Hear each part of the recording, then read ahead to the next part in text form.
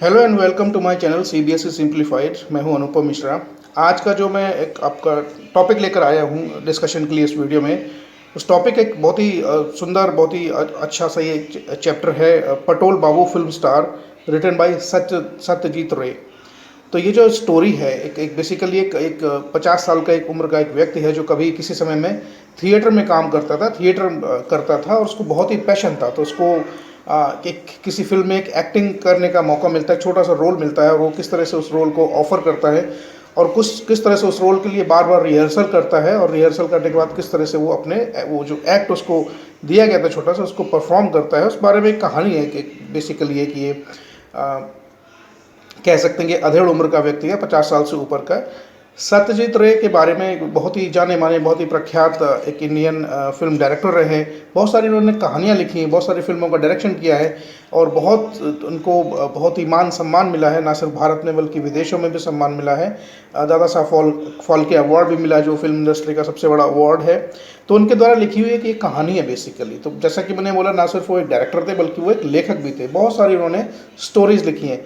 ये story basically class ninth का जो एनसीईआरटी की बुक्स हैं उसमें इंग्लिश कम्युनिकेटिव क्लास नाइन्थ में ये स्टोरी पढ़ाई जाती है। इसके अलावा अब चूँकि बहुत ही फेमस स्टोरी है तो कई अलग अलग क्लासेस में, अलग अलग बोर्ड्स में भी ये स्टोरी पढ़ाई जाती है। आईसीएसई के बोर्ड में क्लास नाइन्थ में जो ट्रेजर चेस्ट बुक है उसमें भी ये स्टोरी पढ़ाई जाती है। तो चलिए बात करते हैं कहानी है क्या, बेसिकली आगे बढ़ते हैं इसमें। तो कहानी शुरू करते हैं। देखिए, इस कहानी के सेंटर में जो जो कैरेक्टर है उनका नाम है पटोल बाबू। अब चूंकि सत्यजीत रे एक बंगाली राइटर थे तो इस कहानी में जो काफ़ी सारे वर्ड्स हैं वो और काफ़ी सारे नाम हैं तो वो ऐसे साउंड करते, जब उनको पढ़ते तो वो बंगाली नाम साउंड करते हैं। जब पढ़ेंगे, जब हम स्टोरीज को डिस्कस करेंगे तो वो चीज़ आपके सामने आएगी और हम उसको अभी डिस्कस भी करेंगे कि किस तरह से बंगाली लोग किस तरह से जो बंगाली एक्सेंट में जो अपने नाम रखते हैं। तो बेसिकली क्या है, Patol Babu had just hung his shopping bag on his shoulder when Nisikanto Babu called him from outside the main door. Patol, are you in? Oh yes, said Patol Babu, just a minute. Nishikanto Ghosh lived 3 houses away from Patol Babu in Nepal, Bhattacharji Lane, and he is a genial person. Patol Babu came out with a bag. What brings you here so early in the morning? Listen, what time will you be back? तो basically कहानी शुरू होती है। पटोल बाबू जो कि एक कहानी के मेन कैरेक्टर हैं, इस कहानी के सेंटर में कैरेक्टर हैं। तो अपना सुबह का टाइम है भाई, अपना कंधे पर उन्होंने बैग डाला और वहाँ से घर से निकलकर शॉपिंग करने मार्केट में कुछ सामान लेने जा रहे थे।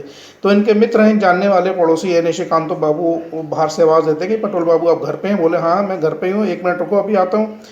तो जो निशिकांत घोष हैं वो पटोल बाबू के घर के पास ही रहते हैं, 3 घर छोड़ के। नेपाल भट्टाचार्य लेन है, वहाँ पर रहते हैं। बहुत ही अच्छे व्यक्ति हैं। तो पटोल बाबू बाहर निकल के आते हैं, कंधे पर एक बैग लगा हुआ है। बोला अरे भाई सुबह सुबह आपका यहाँ पर कैसे आना हुआ? बोला ठीक है, मैं listen what time you will be back. जब उन्होंने देखा कि पटोल बाबू कंधे पर बैग लटका कर कहीं बाहर जा रहे हैं तो समझ गए कि भाई बाहर किसी काम से जा रहे होंगे। तो पूछता कि भाई आप कितनी देर में वापस आ जाओगे? इन एन आवर और सो। Y? I hope you will stay in after that. Today being Tagore's birthday, I met my youngest brother-in-law in Netaji Pharmacy yesterday. He is in the film business and in the production department. He said he was looking for an actor for a scene in a film they are now shooting. The way he described the character, 50ish, short, bald-headed, it reminded me of you. So I gave him your address and asked him to get in touch with you directly. I hope you won't turn him away and they will pay you of course. कह रहा नहीं, देखो मेरा यहाँ पर आने का कारण क्या है। देखो मुझे लगता है कि जब अभी तुम मार्केट से अपना काम निपटाया और उम्मीद है कि उसके बाद तुम कहीं जाओगे नहीं, घर पर रहोगे। वैसे भी आज टैगोर का, रविंद्रनाथ टैगोर, गुरुदेव टैगोर का जन्मदिन है। तो बेसिकली हुआ क्या है कि मेरा एक ब्रदर इन लॉ होता है, साला। तो मेरा एक सबसे छोटा साला है जो कि नेताजी फार्मेसी में रहता है, कल मुझे मिला और वो बेसिकली फिल्म इंडस्ट्री में काम करता है और प्रोडक्शन डिपार्टमेंट में है। तो उसने मुझे बताया, अब चूंकि वो मेरा रिश्तेदार है तो उसने बताया कि एक फिल्म की शूटिंग हो रही है। उस फिल्म की शूटिंग के लिए एक उन्हें एक्टर की ज़रूरत है और एक्टर को जिस तरह से उन्होंने डिस्क्राइब किया कि वो 50 साल का लगभग हो, शॉर्ट हाइट हो, उसकी थोड़ी सी गंजा भी हो, तो मुझे तुरंत तुम्हारा याद आया क्योंकि तुम उस कैरेक्टर में मुझे लगता है कि फिट बैठते हो। तो मैंने उसको तुम्हारा एड्रेस दे दिया है, वो आ रहा होगा। तो अब जब उम्मीद है कि जब वो आए तो तुम उसको मना मत कर देना भाई, उससे मिल लेना और उससे बात कर लेना, ठीक है? और उससे ऑफ कोर्स सीधी सी बात है कि दे विल पे यू, कि वो तुमको इस काम का पैसा भी देंगे। पटोल बाबू hadn't expected such news at the start of the day that an offer to act in a film could come to a 52-old non-entity him like him was beyond his wildest dream. अब पटोल बाबू कह रहे हैं सुबह सुबह यार इतनी अच्छी बढ़िया कोई न्यूज़ लेकर आया है मेरे जैसे आदमी का, जो कि लगभग 50 साल से ऊपर का हो गया है, ठीक है। मैंने तो कभी सपने में भी कभी सोचा नहीं था कि मुझे इस तरह का इस उम्र में आके फिल्म में एक्टिंग करने का मौका मिलेगा। ये तो बिल्कुल कह रहे हैं कि सपने, मैं तो सपने में भी नहीं सोच सकता था, इस तरह की ये बात है। Well, yes or no? Asked Nishikanto Babu. I believe you did some acting on the stage one time. That's true, said Patol Babu. I really don't see why I should say no. But let's talk to your brother-in-law first and then find out some details. And what is his name? Naresh Dutt. He's about 30, a strapping young fellow. He said he would be here about around 9:30. कह रहा कि भाई वो हाँ बात सही है कि भाई मैंने एक्टिंग की थी और अब तो खैर काफ़ी समय हो गया एक्टिंग का करने का मौका नहीं मिला। तो एक्टिंग तो मैंने की और मुझे मुझे उसमें फिर किसी तरह की कोई दिक्कत नहीं है। तो बोला कि देखो भाई हाँ ना, अब जल्दी बताओ आपको एक्टिंग करनी है या नहीं करनी। बोला वो तो बाद में देखा जाएगा, पहले उस आदमी का नाम बताओ जो मुझसे मिलने आ रहा। तो उन्होंने नाम बताया कि भाई नरेश दत्त उसका नाम है और वो करीब 10:30 बजे आपसे मिलने आएगा। Buying provisions in market, Patol Babu mixed up his wife's order and brought red chilies instead of green onion seeds. And he quite forgot about the aubergines. This was not surprising. At one time, Patol Babu had a real passion for the stage. In fact, it was an obsession. अब देखिए पटोल बाबू, अब देखिए उस व्यक्ति को समझ सकते हैं जिसको एक्टिंग का पैशन रहा हो और काफ़ी समय से उसने एक्टिंग नहीं की, जवानी में कभी किया करते थे और बहुत ही फेमस एक्टर थे, बहुत ही इनका नाम था। जिस थिएटर कंपनी में काम करते थे, जिस ड्रामा कंपनी में काम करते थे, वहाँ उनकी बहुत अच्छी रेपुटेशन थी और बहुत अच्छे एक्टर माने जाते थे। अब उनको जैसे ही वो बाजार तो गए थैला लेके, अब सुबह सुबह इतनी बढ़िया न्यूज़ मिल गई यार कि बुढ़ापे में देखो एक्टिंग करने का मौका मिल रहा है, वो भी एक बहुत वेल नोन डायरेक्टर की फिल्म में मौका मिल रहा है। ऐसे मौके कहाँ मिलते। तो उन्होंने ना तो उसके रोल के बारे में पूछा, ना उसको पेमेंट के बारे में पूछा। वो इतना एक्साइटेड हो गए, बिल्कुल बिल्कुल कहते हैं कि सपनों में खो गए, बैठे बैठाए मुंह मांगा जिसे कोई चीज़ मिल जाती है, ऐसे इतना ज़्यादा खुश हो गए। अब मार्केट गए भाई, तो पत्नी ने उनको लिस्ट बना के दी होगी कि भाई ये सामान लेके आना है, वहाँ जाके मार्केट में सब भूल गए। तो बीवी ने मंगाया था भाई, उसको बोला था कि रेड चिली लेके आना, अनियन सीड लेके आना, उसकी जगह वो रेड चिली लेके चले गए, ठीक है। और ऑबर्जिन कुछ नहीं, जो बैगन होता है उसको ऑबर्जिन या एग प्लांट बोलते हैं, हमारे यहाँ ब्रिंजल भी बोलते हैं, तो ब्रिंजल लाना भी भूल गए। कह रहे देखो इसमें कोई आश्चर्य वाली बात नहीं है। आश्चर्य वाली बात क्यों नहीं है कि at one time Patol Babu had a real passion for stage. In fact, it was non obsession. In jatras, in amateur theatricals, in plays put up by club in his neighborhood, Patol Babu was always in demand. His name had appeared in handbills on countless occasions. Once it appeared in bold type near the top. Shitalkanto Ray, Patol Babu is in the role of Parasar. Indeed, there was a time when people bought tickets, especially to अभी अपने पुराने दिनों को याद कर रहे हैं कि जब वो थिएटर में काम करते थे तो बहुत ही फेमस, बहुत ही अपने टाइम के बहुत ही काबिल एक्टर हुआ करते थे और बहुत डिमांड में रहते थे। तो जब भी कोई नाटक, नया नाटक प्ले होता था तो उसमें जो हैंडबिल्स बनते थे, यानी कि जो एडवर्टाइजमेंट के लिए हैंडबिल्स या पोस्टर बनाए जाते थे, उनमें उनका नाम ज़रूर होता था। ऑलराइट। और एक टाइम था कि लोग उनके प्ले देखने के लिए इतना उत्साहित रहते थे कि वो टिकट खरीद कर स्पेशली उनको देखने के लिए आया करते थे, इतना उनका क्रेज़ था। And that was a time when he used to live in Kanchapara and he had a job in the railway factory there. In 1934, he was offered higher pay in a clerical post with Hudson and Kimberley in Kolkata, and he was also lucky to find a flat in Nepal Bhattacharjee Lane. He gave up his factory job and came to Calcutta with his wife. It was quite smooth sailing for some years. Patol Babu was in Boss's good books. अब क्या हुआ, देखिए पुरानी कहानी थोड़ा सा flashback में जाती है। पटोल बाबू का जो पुरानी ज़िंदगी थी, थोड़ा कुछ साल पीछे की कहानी बताते हैं कि पटोल बाबू जब बहुत यंग थे तो उनको रेलवे फैक्ट्री में काम करते थे। लेकिन 1934 में 1934 में उनको एक हडसन एंड किम्बरले कंपनी थी कलकत्ता में, उसमें एक नौकरी मिल गई क्लर्क की। तो उनको यार बड़ा अच्छा मौका मिला कि रेलवे में छोटी मोटी नौकरी छोड़ के कितनी बड़ी मल्टीनेशनल कंपनी में एक क्लर्क की जॉब मिल रही है। तो वो अपना वाइफ के साथ सब सामान वामान बांध के अपना कलकत्ता शिफ्ट हो गए, पुरानी जॉब भी छोड़ दी। तो कह रहे it was quite smooth sailing for some year, सब कुछ दिनों तक तो सब कुछ ठीक ठाक चलता रहा, किसी तरीके की कोई दिक्कत नहीं है। He was in his bosses good books, और वो बॉस की नज़रों में भी थे, बॉस भी उनको बहुत अप्रिशिएट करते थे कि भाई यह व्यक्ति बहुत ईमानदार और बहुत अच्छा काम करता है। इन 1943 when he was just toing With the idea of starting a club in his neighborhood, a sudden retrenchment in his office due to war cost him his 9-year-old job. अब जब वो सब कुछ सेटल हो गया मामला, लाइफ बहुत अच्छी चल रही थी, तो साथ साथ वो प्लान भी कर रहे थे कि वो थिएटर के आदमी थे कि भाई समय मिलेगा तो अपना एक थिएटर खोलेंगे, एक ड्रामा क्लब शुरू करेंगे या जो भी है। लेकिन तभी क्या हुआ कि जो उस टाइम शायद ये द्वितीय विश्व के युद्ध जब हुआ तो उसके आसपास की बात है, तो उसकी वजह से क्या हुआ, बहुत सारी वॉर की वजह से बहुत सारी जो जो कंट्रीज़ थे उनकी इकोनॉमी थोड़ी सी डिसबैलेंस होने लगी, और इस वजह से कंपनी ने बहुत सारे कर्मचारियों को नौकरी से निकाल दिया। तो भाई वो अकस्मात की बात थी, उनका समय ख़राब था या लक उनका ख़राब था, वो उनकी नौकरी वहाँ से चली गई उस कंपनी से। And ever since then, Patel Babu had struggled to make a living. At first, he opened a variety store, which he had to wind up after 5 years. Then he had a job in a Bengali film, which he gave up in disgust when his boss began to treat him in too high-handed a fashion. Then, here starting as an insurance salesman, Patel Babu tried every means of earning a livelihood without ever succeeding in improving his lot. Of late, he has been paying regular visits to a small establishment dealing in scrap iron where a cousin of his has promised him a job. अब जो भी देखो लगी लगाई उनकी नौकरी चलेगी, 9 साल वहाँ वो जॉब कर चुके थे, तब अब आगे बढ़ा भी लाइफ में स्ट्रगल शुरू हो गया। तो पहले उन्होंने एक छोटा मोटा ग्रोसरी स्टोर वगैरह खोला होगा, तो नहीं चला, भाई 5 साल बाद उसको बंद करना पड़ा। फिर एक बंगाली फिल्म में काम किया, लेकिन जो उसका डायरेक्टर था, जो बॉस था उस कंपनी का, वो बड़ा ही उसको वही मिसट्रीट करता था, ठीक है। तो 10 साल के बाद ये तक स्ट्रगल करते रहे, फिर ये किसी इंश्योरेंस कंपनी में सेल्समैन बन गए। तो कहते हैं कि उन्होंने हर फील्ड में काम करने की कोशिश की, हर जगह हाथ आजमाए, लेकिन उनको सफलता मिली नहीं। थोड़ा बहुत कमा पाते थे, बड़ा मुश्किल से ज़िंदगी चल रही थी। ऑलराइट, उसके बाद फिर ये आयरन स्क्रैप जो कबाड़ी वगैरह का काम होता है, उसमें भी कोई इनका जान पहचान वाला था, तो उसमें आना जाना उन्होंने शुरू कर दिया, क्योंकि उनके कोई रिश्तेदार थे। उन्होंने बोला था कि आप आ जाओ तो हम वहाँ पर आपको एक अच्छी सी नौकरी दिला देंगे। ये तो रही उनके स्ट्रगल की बात। अब बात आते हैं एक्टिंग की, जो जिस पर ये पूरी कहानी बेस्ड है। An acting that has become a thing of remote past, something which he recalls at the time with a sigh. Having a good memory, Patel Babu still remembers lines from some of his better parts.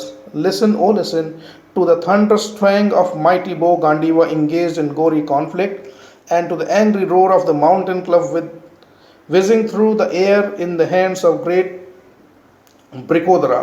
It sent a shiver down in his spine just to think of such lines. अब ये अपने पुराने समय को याद कर रहे हैं, ये तो स्ट्रगल का एक पार्ट था ज़िंदगी का। और जो एक्टिंग, जो इनका पैशन था, वो आज भी कहते हैं कि वो खुद कहते हैं कि भाई जो जब उन समय को याद करते हैं तो कहते हैं एक तरह से ठंडी आहें भरती थी। अब चूंकि उनकी मेमोरी बहुत अच्छी थी, देखिए एक्टर की मेमोरी बहुत अच्छी होनी चाहिए, क्योंकि उनको कई बार काफ़ी लंबे लंबे डायलॉग्स याद करके बोलने पड़ते हैं बिना किसी गड़बड़ के, बिना किसी बोले। तो अपने प्ले में जो उन्होंने कभी प्ले किए होंगे तो उसके बहुत लंबे लंबे डायलॉग्स हुआ करते थे। वो डायलॉग आज भी उनको वैसे के वैसे याद हैं। जो ये डायलॉग जो लिखा है, जो O listen to the thunderous twang of mighty bow Gandiva engage in गोरी कॉन्फ्लिक्ट, ये उनका एक डायलॉग था, काफ़ी लंबा डायलॉग था, तो उनको कहते हैं पूरा याद था और बड़ा अच्छी तरीके से उसको बोलते थे। ऑलराइट, तो जब वो उस समय को याद कर रहे हैं और कैसे स्टेज पर वो परफॉर्म करते थे और कैसे इतने बड़े बड़े डायलॉग्स वो आसानी से बोल लेते थे और कैसे लोग उनके शानदार परफॉर्मेंस पर तालियां बजाते थे, ये सोचकर उनके कहते हैं कि बिल्कुल एक लहर सी उनकी बॉडी में दौड़ गई। नरेश दत्त, अब कहानी फ्लैशबैक से वापस आती है प्रेजेंट टाइम में। Naresh Dutt turned up at 12:30, 12:30 बजे नरेश दत्त आए भाई। Patel Babu had given up hope and was about to go for his bath when there was a knock on the front door. Come in, sir. Patel Babu almost dragged to the young man in and pushed the broken armchair towards him. Do sit down. No thanks. Oh yes, I must say I was quite taken aback after so many years. I hope you have no objection. अब नरेश दत्त आए भाई 12:30 बजे। पटेल बाबू तो को बोला था भाई 10:30 आएंगे, तो अपना बैठे रहे, इंतज़ार करते रहे। लगा यार बहुत देर हो गई, अभी आदमी आएगा नहीं। अब वो नहाया धोया भी नहीं, ब्रेकफास्ट वगैरह भी कुछ नहीं किया था। तो बोले अब जब नहाने के लिए जाने ही वाले थे तभी दरवाजे पर नॉक की आवाज़ है, किसी ने दरवाज़ा खटखटाया। बोला अरे आइए हम तो आपका ही इंतज़ार कर रहे थे। तो देखा कि वही पटेल बाबू जिसका इंतज़ार कर रहे थे नरेश दत्त का, वो आ गए साहब। तो अब घर में टूटी चेयर है, तो उनकी वो बेसिकली उनकी जो फाइनेंशियल कंडीशन को दर्शा रहा है कि घर में ऐसा फर्नीचर भी नहीं था कि ठीक ठाक सा कि कोई आए उसको बैठा भी सके। तो हम समझ सकते हैं उनकी माली हालत उस टाइम पर बहुत अच्छी नहीं थी। बोला बैठिए। वो कहता नहीं जी कोई बात नहीं, मैं तो देखो आपसे सिर्फ 2 मिनट बात करने आया हूँ। तो पटेल बाबू कहते हैं अरे भाई मुझे तो बिल्कुल सोचा ही नहीं था मैंने ज़िंदगी में इतने सालों बाद तो वो अपनी बात शुरू करते हैं। तो जो नरेश दत्त होते कह रहे हैं, देखो सर, मैं जिस काम के लिए आया हूँ ज़रा पहले उस पर बात कर लेते, मुझे नहीं लगता कि आपको कोई इस फिल्म में ऑब्जेक्शन होना चाहिए काम करने के लिए। You think I will be all right for the part, Patol Babu asked with great diffidence. Naresh Dutt cast an appraising look at Patol Babu and gave him a nod. Oh yes, he said, there is no doubt about that, by the way the shooting takes place tomorrow morning. तो कह रहा है, एक बात बताओ, जिस role के लिए तुम व्यक्ति जो ढूंढ रहे हो और मेरे पास आए हो, तो आपको लगता है उस रोल के लिए मैं बिल्कुल फिट रहूँगा? तो पटोल बाबू उससे बड़ा मतलब डाउटफुल तरीके से उससे पूछते हैं। तो नरेश दत्त उनकी उसको ऊपर से नीचे की तरफ देखता है, जैसे मान लो कि वो उनको अप्रूव करना चाहता है, नहीं नहीं you are the right person, आप बिल्कुल सही व्यक्ति को जिसकी हमें तलाश थी। बोला नहीं नहीं, सब कुछ ठीक है और इसमें कोई शक वाली बात नहीं, लेकिन मैं तो आपको बताने आया हूँ कि भाई शूटिंग जो है वो कल सुबह शुरू होगी, तो हमारे पास बहुत ज़्यादा समय नहीं। अब पटोल बाबू भी घबरा गए, बोले अरे कल सुबह संडे को क्यों? उनको लग रहा था कि भाई थोड़ा सा समय मिल जाएगा, इतने सालों से एक्टिंग नहीं की, भूल भाल गए काफ़ी सारी चीज़ें, तो पहले से कुछ डायलॉग मिल जाए, स्क्रिप्ट मिल जाए, कहानी थोड़ी सी पता चल जाए, रोल क्या है थोड़ा सा वो तैयारी कर लें और तैयारी करके थोड़ा सा रिहर्सल कर लें, क्योंकि वो चाहते थे कि जो भी वो शूटिंग में जो भी उनका पार्ट है उसको बेस्ट तरीके अपना बेस्ट देना चाहते थे, गलती की कोई गुंजाइश रखना नहीं चाहते थे, क्योंकि जैसा उनका शहर में नाम था और जैसा लोग उनको जानते थे, तो वो नहीं चाहते थे, वो अपने कैरेक्टर के साथ पूरा न्याय करना चाहते थे। तो उनको लगा यार कल तो यार सुबह बहुत जल्दी, मैं तो अभी इसके लिए भाई मेंटली तैयार भी नहीं हूँ। Yes, and not in the studio, I will tell you where you have to go. You know Faraday House near the crossing of Banting Street and Mission Row? It is 7-story office building. The shooting takes place outside the office in front of the entrance. We will expect you there at 8:30 sharp and you will be through by midday. कह रहा देखो shooting जो कल है भाई चल रही है, ठीक है जी, और आपके पार्ट वाली जो शूटिंग है वो कल है, और खास बात है कि शूटिंग वो स्टूडियो में नहीं हो रही, वो एक सड़क पर हम कर रहे हैं। आपने फेराडे हाउस देखा है तो उसको बोलता है बेंटिंग स्ट्रीट और मिशन रोड जहाँ पर मिलते हैं, वहाँ पर एक फेराडे हाउस है, 7 मंजिला एक इमारत है, तो शूटिंग जो है वहीं उसके बिल्डिंग के बाहर ही हो रही है। ऑल राइट, तो आपको मैंने एड्रेस समझा दिया, सुबह का टाइम है भाई, आप बिल्कुल 8:30 बजे ठीक पहुँच जाना, और आपका काम जो है मिड डे तक यानी दोपहर होते होते आपका रोल का शूटिंग पूरा हो जाएगा, और उसके बाद आप जा सकते हो। Naresh Dutt appeared prepared to leave, but you haven't told me about the part, said Patul Babu anxiously. अब वो जब जाने लग गया तो पटोल बाबू ने पूछा, यार भाई मुझे ये तो बता दो कि इस फिल्म में मेरा रोल क्या है। आपने मुझे बता दिया कि ठीक है 8:30 बजे आना है, वो सारी बातें ठीक है, समय भी नहीं है रिहर्सल करने का, वो भी चलो ठीक है मैं मैनेज कर लूँगा, लेकिन मुझे मेरा रोल तो बताओ कि रोल क्या है भाई फिल्म में। क्योंकि पटोल बाबू तो बहुत खुश हो रहे थे, इतने सालों बाद रोल मिला भाई, फिल्म में पता नहीं कितना बड़ा रोल हो, कितना छोटा रोल हो, कितना इंपॉर्टेंट है, ये सब बातें ऑफ हैंड पता रहनी चाहिए भाई। Oh yes, sorry. The part is that of a pedestrian, an absent-minded, short-tempered pedestrian. By the way, do you have a jacket which buttons up to the neck? बोला हाँ भाई, आपका रोल मैं बताना भूल गया, सॉरी, क्षमा चाहता हूँ, कि आपका रोल एक पेडेस्ट्रियन यानी कि पैदल यात्री का है, और पैदल यात्री वो एब्सेंट माइंडेड मतलब अपने विचारों में खोया हुआ है, शॉर्ट टेम्पर्ड है, गुस्सेबाज है, ठीक है जी। तो मुझे बताओ कि भाई आपके पास जैकेट है, बंद गले की जैकेट जो ऊपर तक बंद हो जाती है? I think I do. You mean the old fashion kind? Yes, that's what you will where. What colour is it? sort of nut brown but woolen. It's okay, the story is supposed to take place in winter, so that would be just all right. बोला हाँ भाई jacket तो मेरे पास है, बंद गले की एक जैकेट है, लेकिन थोड़ी सी पुरानी है, और पुरानी के वुलन भी है। बोला कोई दिक्कत वाली बात नहीं, क्योंकि शूटिंग जो है सर्दियों में हो रही है, तो वो जैकेट से तो इतना कोई फ़र्क पड़ेगा नहीं। तो फिर ठीक है भाई, आप एक काम करना, भी सुबह बिल्कुल देखो याद रखना 8:30 बजे पहुँच जाना फेराडे हाउस पे। Patul Babu certainly thought of the crucial question. I hope the part calls for some dialogue. Certainly, it is a speaking part. You have acted before, haven't you? Well, as a matter of fact, yes. Fine. I wouldn't have come to you for just a walk-on part.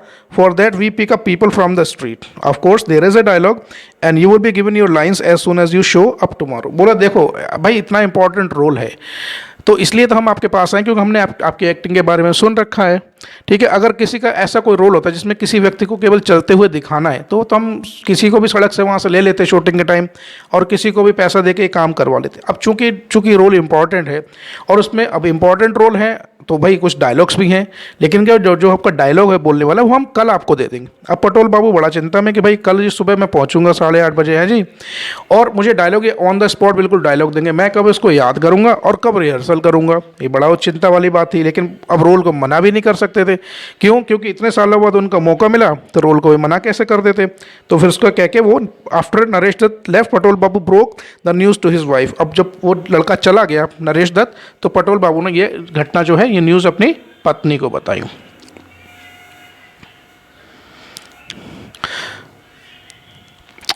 As far as I can see, the part is not a big one, but I will be paid.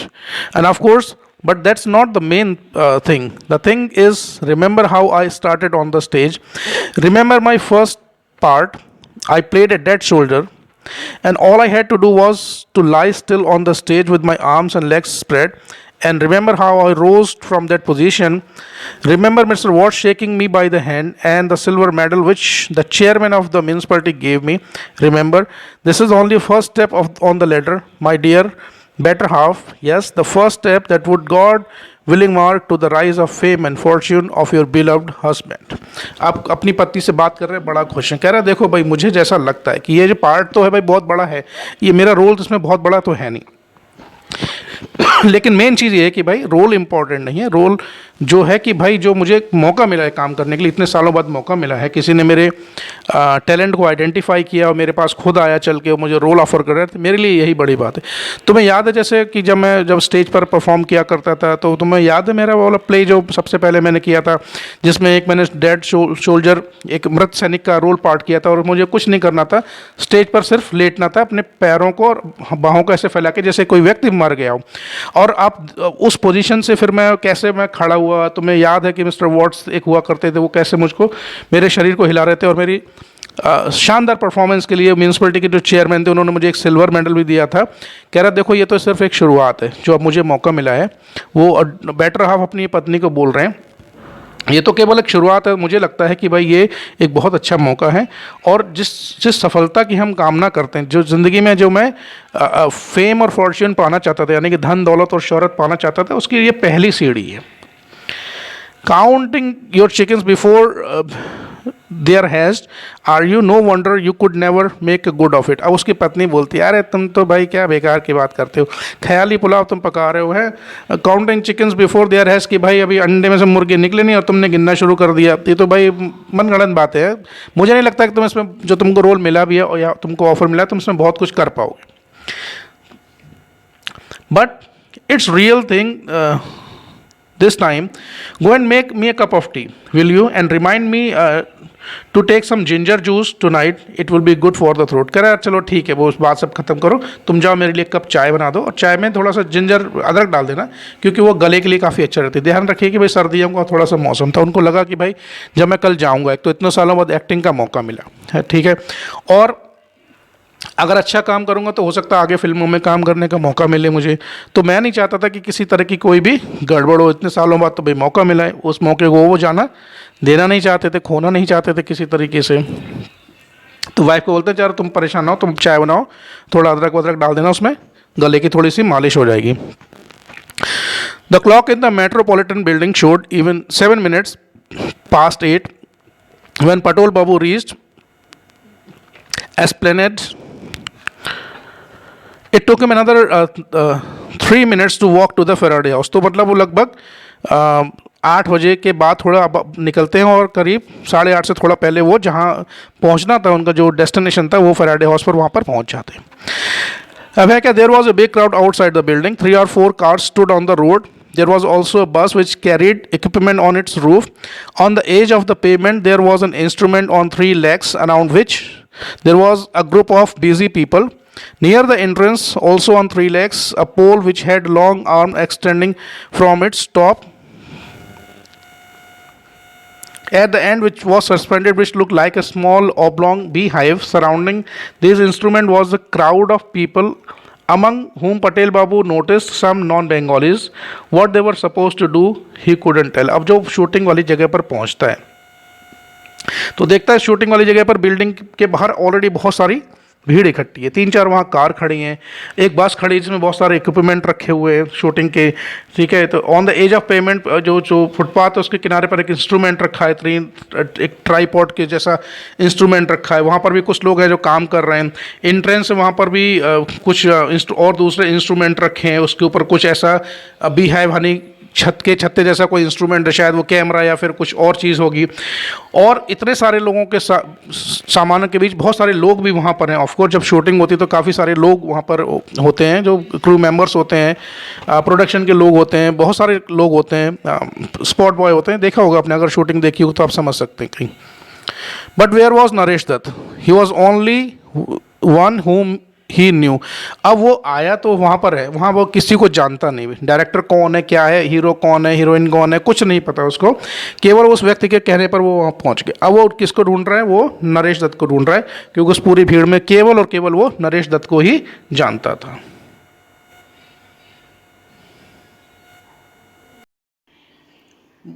But where was Naresh Dutt?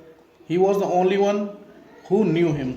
अब वहाँ जब जो पटोल बाबू वहाँ पहुँचते हैं तो नरेश दत्त को ढूंढ रहे होते हैं, और नरेश दत्त उनको कहीं दिखाई नहीं पड़ते, तो वो थोड़ा सा घबरा जाते हैं, क्योंकि इतनी सब भीड़ में नरेश दत्त ही एक ऐसा आदमी था जो पटोल बाबू को जानता था। With a slight tremor in his heart, Patol Babu advance towards the entrance. It was the middle of summer and the warm jacket buttoned up to his neck felt heavy. Patal Babu could feel beads of perspiration forming around his collar. अब देखिए उनको थोड़ा सा जैसे कहते हैं ना, एकदम घबराहट से उनका दिल धड़कने लग गया, और वो जब उनको चारों तरफ ढूंढ रहे हैं, उनको कहीं दिखाई नहीं पड़ते हैं, और वो एंट्रेंस की तरफ, जो उस बिल्डिंग का एंट्रेंस था उसकी तरफ चल देते हैं। और गर्मियों के दिन थे, अगर याद रखें स्टोरी में, जो लड़का आया था उसने पटोल बाबू को बोला था कि आपके पास एक जैकेट हो तो आप जैकेट पहन कर आ जाना। तो अब वो बेचारे वो जैकेट अपनी पहन कर आ गए। वूलन जैकेट है, गर्मियों का दिन है, और वो जैकेट भी ऐसी है कि वो नीचे से ऊपर तक उसमें बटन लगे हुए, कॉलर तक ऊपर तक बंद है, गर्दन तक। तो पटोल बाबू, एक तो घबराहट भी है और दूसरा मौसम इतना ठंडा भी नहीं है, हल्की गर्मी भी है वहाँ पर। तो एक तो घबराहट की वजह से और गर्मी की वजह से उनके पसीने की बूंदें टपकने लगी। तो कहते हैं सर से पीछे गर्दन की तरफ पसीना आकर उनके कॉलर में उनको महसूस कर रहा था कि वो पसीने से एक तरीके से नहा गए थे। This way Atul Babu Patol Babu spotted Naresh Dutt standing at the entrance and gesturing him towards him. He had got his name wrong, no wonder, since they had only had a brief meeting. Patal Babu walked up, put his palms together in a namaskar and said, I suppose you haven't yet noted down my name, Chitrakanto Rai. Although people know me better by my nickname Patol and I used it on the stage too. अब क्या, जब वो मिल जाते तो उनको बड़ी राहत की सांस मिलती है, बोले। और अतुल बाबू जब उनको कह के वो पुकारता है नरेश दत्त, तो उनको बड़ा अजीब सा लगता है। तो वो जाते हैं और सामने उनकी मुलाकात होती है, और हाथ जोड़ के उसको वो नमस्कार करते हो, कहते हैं कि भाई आपने जो मेरा नाम है, मुझे लगता है कि सही से नोट नहीं किया था। मेरा नाम अतुल बाबू नहीं है, मुझे लोग पटोल बाबू कहते हैं, मेरा पूरा नाम शीतलकांतो रे है, लेकिन लोग मुझे प्यार से पटोल बाबू बोलते हैं, मेरा निकनेम भी वही है। और जब मैं स्टेज पर परफॉर्म करता था तो मैं पटोल बाबू के नाम से ही लोग मुझे जानते थे। Good I must say you are quite punctual. Patal Babu rose to his full height. It was with Hudson and Kimberley for 9 years and I wasn't late for a single day. Is that so? Well, I suggest you go and wait in the shade there. We have a few things to attend before we get going. Naresh, somebody standing by the three-legged instrument called out, sir. तो अब कहते हैं अरे चलो ये तो बहुत अच्छी बात है, लेकिन एक बात मैं ज़रूर कहूँगा कि भाई आप पंक्चुअल बहुत हैं। आपको 8:30 का टाइम दिया था और आप 8:30 बजे ठीक पहुँच गए। अब पटोल बाबू ये सुन के कहते हैं, सीना उनका गर्व से चौड़ा हो गया। कह रहा देखो, अब अपने बताने लगते हैं कि यार मैं जो हडसन और किमरले में जॉब करता था आज से कुछ समय पहले, लगभग मैंने 9 साल काम किया वहाँ पर, और मैं वहाँ एक दिन भी लेट नहीं हुआ। बोले अरे अच्छा ऐसी बात है, चलो चले ठीक है, आप आगे काम कीजिए। देखिए अभी आपका तो शूट नहीं है, थोड़ी देर आपको वेट करना पड़ेगा, तो आप ऐसे गर्मी में ना खड़े होइए, आप छाया में जाकर खड़े हो जाइए। तो हम थोड़ा कुछ हमें तैयारी करनी है शूटिंग की, उसके बाद हम आपको बुलाते हैं। तभी किसी ने उस लड़के को आवाज़ लगाई, वो कोई एक और होगा वहाँ पर, वो एक 3-legged इंस्ट्रूमेंट, शायद कैमरा होगा या कुछ होगा, वहाँ पर खड़ा हुआ था। तो नरेश उसको आवाज़ लगाता है और वो वहाँ पर तुरंत पहुँच जाता है। Yes sir, that shot where they bump into each other. Okay now clear the entrance will you, we are about to start. अब शूटिंग स्टार्ट होने वाली है। वो कहता है कि भाई एंट्रेंस का रास्ता जितनी भीड़ है या आसपास जितने लोगों को खाली कर दें, हम बिल्कुल अभी शूटिंग शुरू करने वाले हैं। Patol Babu withdrew and stood in the shade of a pawn shop. He had never watched a film shooting before. How hard these people worked. A youngster of 20 or so was carrying a 3 leg instrument on his shoulder and must weigh at least 6 pounds. अब पटोल बाबू वहाँ से चले गए और जाके छाया में खड़े हो गए पान की दुकान के पास और वहाँ जाकर शूटिंग को देख रहे हैं। उन्होंने जीवन में कभी आज से पहले शूटिंग तो कभी देखी नहीं थी। तो जब शूटिंग देख रहे हैं तो देख रहे हैं देखिए शूटिंग कोई आसान काम तो होता नहीं है। हम जाते हैं सिनेमा हॉल में सवा 2 घंटे 2.5 घंटे की फिल्म देखकर चले आते हैं, लेकिन उस 2.5 घंटे की फिल्म को बनाने के लिए जो साल 1.5 साल 2 साल लोग मेहनत करते हैं और उसके पीछे कितना मैन पावर, कितने लोग काम करते हैं, क्रू मेंबर्स होते हैं, एक्टर्स होते हैं, एक्ट्रेसेस होते हैं, डायरेक्टर है और उसके बाद सपोर्टिंग स्टाफ होता है, उसके बाद इंजीनियर्स होते हैं, बहुत बहुत लोग इसमें काम करते हैं। स्पॉट बॉय होते हैं जिनका काम एक सामान को इधर से उधर ढोना है। तो अगर आपने कहीं शूटिंग देखी होगी तो आप समझ सकते हो। तो वो कहते हैं देखो एक 20 साल का एक लड़का है और कितना भारी इंस्ट्रूमेंट लेकर चल रहा है। मुझे लगता है इसका वेट करीब 60 पाउंड होना चाहिए। एक पाउंड में करीब 420 ग्राम होता है, तो आप लगा लीजिए 60 पाउंड कितना हुआ, 20-25 किलो के आसपास हो गया। But what about his dialogue? There wasn't much time left and he still did not know what he was supposed to do or so. Patol Babu suddenly felt a little nervous. Should he ask somebody? There was Naresh Dutt there. Should he go and remind him? It didn't matter if the part was small, but if he had to make the most of it, then he had to learn his lines beforehand. How small he would feel if he muffed in the presence of so many people. The last time he acted on stage was 20 years ago. अब पटोल बाबू को role तो मिल गया है, अब role भी उनको बता दिया गया था, लेकिन वो फिर भी बड़ा नर्वस महसूस कर रहे हैं कि भाई मुझे डायलॉग तो कुछ बताया नहीं गया और चलिए मुझे क्या चल को किसी से पूछूं या उनको भाई याद दिलाऊं कि भाई आपने रोल तो दे दिया है, मुझे बुला भी लिया, लेकिन कम से कम डायलॉग तो बताइए। अभी इस बात का मैटर नहीं करता कि भाई पार्ट आपका रोल बहुत छोटा है, रोल बहुत बड़ा है। अगर मुझे जैसे वो चिंतित इस बात से है कि बहुत ही जिस भी काम को करते थे तो कहते हैं कि बड़ा शिद्दत के साथ और बड़ा डेडिकेशन के साथ करते थे। तो उनको ये लगा कि भाई अगर मुझे डायलॉग्स पहले से मिल जाए, मुझे कोई लिख कर दे दे जो स्क्रिप्ट में डायलॉग है, तो मैं उसको याद कर लूँ, थोड़ा सा रिहर्सल कर लूँ, क्योंकि मैं एंड टाइम पर जब शूटिंग चल रही हो बिल्कुल तो मैं किसी तरह की कोई गड़बड़ी नहीं चाहता हूँ। अब और दूसरा कारण ये भी भाई कि मैंने एक्टिंग बहुत साल पहले की थी, 20 साल के करीब पहले हो गई, वो भी स्टेज की एक्टिंग और कैमरे के सामने एक्टिंग में थोड़ा सा डिफरेंस होता है।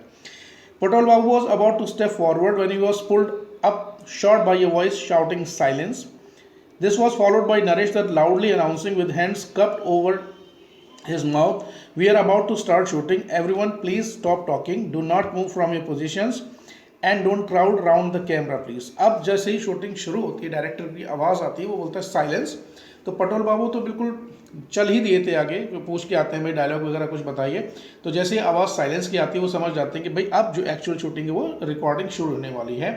तो जो नरेश दत्त होता है अपने मुंह पर हाथ रखकर, हाथ का कप ऐसे बनाकर मुंह से जैसे लाउड स्पीकर होता है वैसा बनाकर जोर से कहता है कि भाई हम शूटिंग शुरू करने वाले हैं और जितने भी लोग खड़े हैं वो अपनी भाई पोजीशन संभाल लें, कोई मूवमेंट नहीं होना चाहिए और जितनी भी भीड़ एंट्रेंस के सामने वो पूरा भाई खाली कर दें, कैमरे की जगह को वहाँ से सामने से हट जाए और पूरी तरीके के बिल्कुल साइलेंस होना चाहिए, कोई किसी तरीके का शोर ना हो। Once again the voice was heard shouting silence, taking. Now Patol Babu could see the owner of the voice. He was a stout man of medium height and he stood by the camera. Around his neck hung something which looked like a small telescope. Was he the director? How strange. He hadn't have even bothered to find out the name of the director. अब जब वो आवाज़ सुनते silence की तो उनको लगा कि ये जो आवाज़ है ये शायद इस फिल्म के डायरेक्टर की है और उस फिल्म के डायरेक्टर को ना तो उन्हें नाम पता था ना ही वो कभी उससे मिले थे। तो जब वो उसकी झलक देखने को मिलती तो देखते हैं कैमरे के पास एक छोटी सी हाइट का, मीडियम हाइट का एक तंदुरुस्त सा आदमी खड़ा है, उसके गर्दन में एक कोई चीज़ उसने लटका रखी है, शायद टेलीस्कोप जैसा लगता है उसको लगा। तो उनको लगा कि यार क्या यही डायरेक्टर है। भाई देखो मैं भी कितना बेवकूफ़ आदमी हूँ, जिस फिल्म में मैं काम कर रहा हूँ उस फिल्म के मुझे डायरेक्टर का नाम भी नहीं पता, कम से कम नाम तो पता होना चाहिए। Now a series of shouts followed in quick succession, start sounding, running camera, rolling and action. ये डायरेक्टर्स और जो कैमरा मैन होते हैं वही इस तरीके के इंस्ट्रक्शन देता है। आपने अगर शूटिंग देखी हो, वीडियोस बहुत सारे अवेलेबल हैं, आप देख सकते हैं। तो जब फाइनल रिकॉर्डिंग शुरू होती है उससे पहले वो सारी चीज़ें चेक करते हैं कि भाई साउंड वाला क्लियर है, कैमरा रोल कर रहा है, उसके बाद एक्शन जैसे वो बोलता है डायरेक्टर और शूटिंग वो रिकॉर्डिंग शुरू हो जाती है। Patol Babu noticed that as soon as the word action was said, a car came up from the crossing and pulled up in front of the office entrance. Then a young man in a grey suit and pink made a shot out of the back of the car took a few hurried steps towards the entrance and stopped abruptly. The next moment, Patul Babu heard the shot cut and immediately the hubbub from the crowd resumed. अब जैसे ही वो director action बोलता है तो देखते हैं कि उनके सामने से एक कार आती है और कार जाके ऑफिस के एंट्रेंस के ठीक सामने रुकती है और उसमें से दरवाज़ा खुलता है और एक आदमी ग्रे सूट पहनकर बाहर निकलता है पीछे की साइड से, यानी कि वो पीछे बैठा हुआ था और पीछे से उतरने के बाद तुरंत थोड़ा सा जल्दबाजी के कदम से वो एंट्रेंस की तरफ चलता है और बस उसके बाद ही वो शूटिंग डायरेक्ट कट बोलता है, शूटिंग वहाँ पर रुक जाती है। अब जैसे ही शूटिंग रुक जाती है तो भीड़ अपना दोबारा से बातें करने लगती है। A man standing next to Patul Babu now turned to him. I hope you recognize the young fellow, he asked. Why no, said Patul Babu. Chanchal Kumar, said the man. He is coming up fast, playing the lead in 4 films at the moment. कोरा ये इस आदमी को अपने पहचाना, यही हमारी film का actor है और इस फिल्म इसका बोला कभी मैं तो जानता नहीं हूँ। कोरा भाई इसका नाम तो चंचल कुमार है, बहुत ही फेमस एक्टर हैं। बहुत जल्दी इन्होंने अपनी पहचान बना ली है इंडस्ट्री में और 4 फिल्मों में तो ये अभी काम कर रहे हैं जिसमें ये मेन लीड रोल में हैं। बड़े ही फेमस आदमी, आप इनको पहचानते नहीं हो। Patul Babu saw of very few films, but he seemed to have heard the name Chanchal Kumar. It was probably the same boy Koti Babu was praising the other day. Nice makeup the fellow had if he had been wearing a Bengali dhoti and Punjabi instead of a suit and given a peacock on right, he would make a perfect god Kartik. Mono Tosh of Kanchipura, who was better known by his nickname Chinu, had the same kind of looks. He was very good at playing female parts, recalled Patul Babu. और बोले अच्छा यार ये है चंचल कुमार, नाम तो भाई मैंने बहुत सुना था। अब क्या था उनके साथ प्रॉब्लम, उन्होंने फिल्में बहुत कम देखी थी अपनी लाइफ में, फिल्म वगैरह ज़्यादा देखते नहीं थे। तो उनको एक कोई बंगाली कोई एक्टर होगा कोटी बाबू करके, उससे वो कंपेयर करते हैं। और रेड कह रहा है अगर ये आदमी इसको बंगाली धोती पहना दी जाए और ये जो सूट पहना है, वेस्टर्न जो कपड़े पहने उसकी जगह बंगाली ट्रेडिशनल उसको कपड़े पहना दिए जाए और उसको एक मोर दे दिया जाए बैठने के लिए, तो मुझे लगता है जैसे भगवान कार्तिक हैं, भगवान शिव के जो पुत्र हैं दूसरे, वो बिल्कुल उनकी जगह जैसा बिल्कुल लगेगा। और तो ये अपने मन में सोच रहे हैं, अपने पुराने समय को याद कर रहे हैं, किसी दूसरे एक्टर से उसको कंपेयर करके देख रहे हैं, तो ये सब बातें उनके मन में वहाँ पर चलती रहती है। Patol Babu now turn to his neighbour and asked in a whisper, who is the director? The man raised his eyebrows and said, "Why, you do not know? He is Baron Malik. He had 3 smash hits in a row. Well, at least he had gathered some useful information. It wouldn't have done for him so to say that he didn't know if his wife had asked in whose film he had acted or with which actor." तो वो पटोल बाबू अभी वहाँ भीड़ में खड़े हुए पान की दुकान के पास, तो किसी बगल वाले से पूछते बड़ा धीरे से कि भाई आपको पता है इस फिल्म का डायरेक्टर कौन है? तो वो बड़ा ऐसे आंखें उसको दिखाकर बोलता है, अरे तुमको पता नहीं इस फिल्म का डायरेक्टर कौन है? इस फिल्म का डायरेक्टर तो बैरन मलिक है और ये इतना फेमस डायरेक्टर है, इसने लगातार 3 हिट फिल्म दी हैं। तो उनको लगा, बड़ी राहत की सांस ली पटोल बाबू ने कि यार चलो कम से कम मुझे इसका नाम तो पता हुआ। अभी मैं घर जाऊंगा शूटिंग के बाद और मेरी वाइफ ने पूछ लिया कि भाई किसकी फिल्म में काम कर रहे हो, कौन डायरेक्टर है, कौन एक्टर है, तो कुछ तो पता होना चाहिए। तो बड़ा वो राहत की सांस लेते हैं। नरेश दत्त केम up to him with tea in a small clay cup. "Here you are, sir. The hot tea will help you your throat and your turn will come shortly." Patel Babu now had to come out with it. "If you let me have my lines now." "Your lines? Come with me." Naresh Dutt went towards the 3-legged instrument with Patel Babu at his heels. "I say, Susanko." The young fellow is a short-sleeved shirt turned towards Naresh Dutt. "This gentleman wants his line.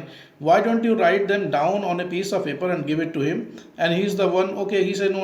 कह रहा कि अब देखो नरेश दत्त थोड़ी देर बाद उनके पास आते हैं, पटोल बाबू के पास, और हाथ में गर्म चाय की प्याली होती है। बोले आप चाय पीजिए, गले के लिए काफ़ी ठीक रहती है। तब उनको लगा यार बिल्कुल सही मौका है, शूटिंग अभी रुकी हुई है, मेरा सीन अब आने वाला है। तो नरेश दत्त से बोलते हैं कि भाई काम करो, कम से कम मुझे मेरा डायलॉग तो बता दो, मुझे क्या लाइन बोलनी। बोला अच्छा चलिए मेरे साथ चलिए। तो वो उसको ले जाके किसी एक और आदमी के पास लेके जाते हैं जिसका काम था सुशांको। और वो कहते हैं कि भाई एक काम करो सुशांको भाई, इनको ये फिल्म का जो इनका रोल है उसमें जो डायलॉग है वो पेपर पर लिख कर दे दो और ये अपना रिहर्सल कर लेंगे। Sasamko now turned to Patul Babu. "Come along, Grandpa. I say, Jyoti, can I borrow your pen for a second? Grandpa wants his lines written down." The youngster Jyoti produced a red dot pen from his pocket and gave it to Susanko. Susanko tore a page off from the notebook he was carrying, scribbled something on it, and handed it to Patul Babu. अब उन्होंने बोला कि उसकी भी शायद कोई assistant रही होगी ज्योति करके, तो ज्योति से बोला कि भाई जरा अगर अपना पेन देना लिखने के लिए, मुझे डायलॉग लिख कर देने। तो ज्योति ने उनको रेड कलर का एक पेन दिया। शशांको ने अपनी नोटबुक से, जो कि उसके पास ऑलरेडी थी, उसमें से एक पेज फाड़ा और कुछ जल्दी जल्दी लिखा, और लिखने के बाद उन्होंने पटोल बाबू को दे दिया।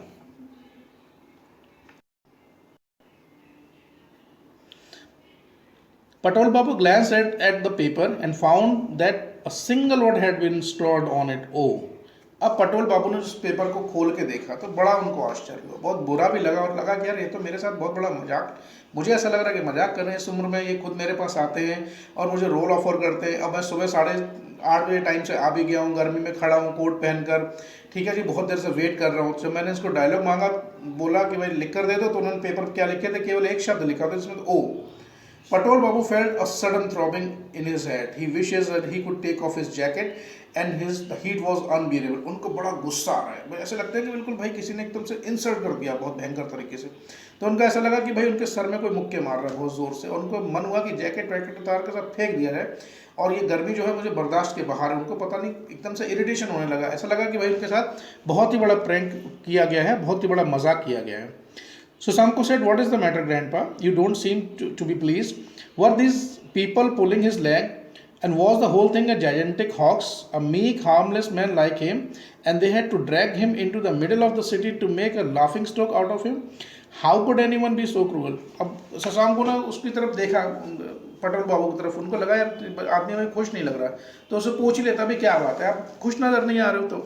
तो मन ही मन में कहते हैं कि भाई यार ऐसा तो नहीं, ये लोग मेरा मजाक कर रहे हैं। तो देखो मेरे साथ एक छोटा सा डायलॉग भी क्या, वो एक शब्द लिख कर दे दिया, और ये this whole thing is a gigantic hoax, और ऐसा लगता है ये बहुत बड़ा भयंकर मेरे साथ मजाक किया गया है।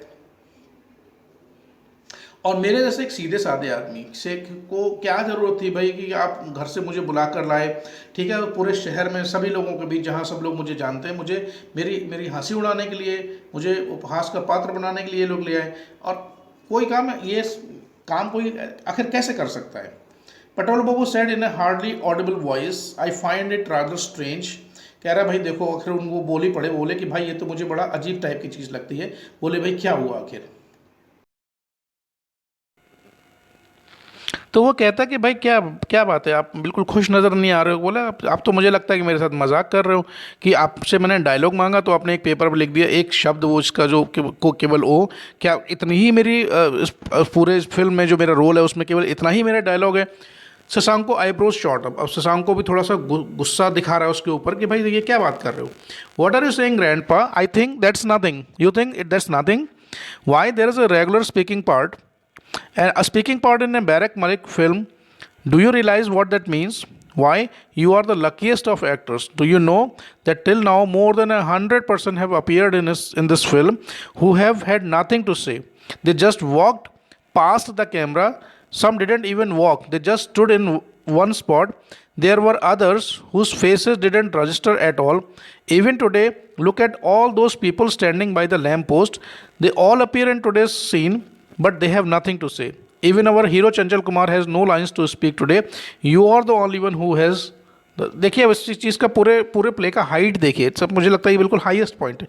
बोले देखो आपको ये मजाक लग रहा होगा कि आपको लग रहा है कि हम आपके साथ मजाक कर रहे हैं, और हमने आपको केवल एक लाइन छोड़ी, एक शब्द लिख कर दिया डायलॉग, और आपको इतना ही बोलना है। अभी देखिए कोई बहुत बड़ी बात है कि बैरन मलिक जैसे रेपुटेड फिल्म डायरेक्टर की फिल्म में एक तो किसी को रोल मिलना बहुत बड़ी बात है, और रोल मिल जाए और उसके बाद साथ साथ कुछ डायलॉग भी मिल जाए तो और भी ज़्यादा बड़ी बात है।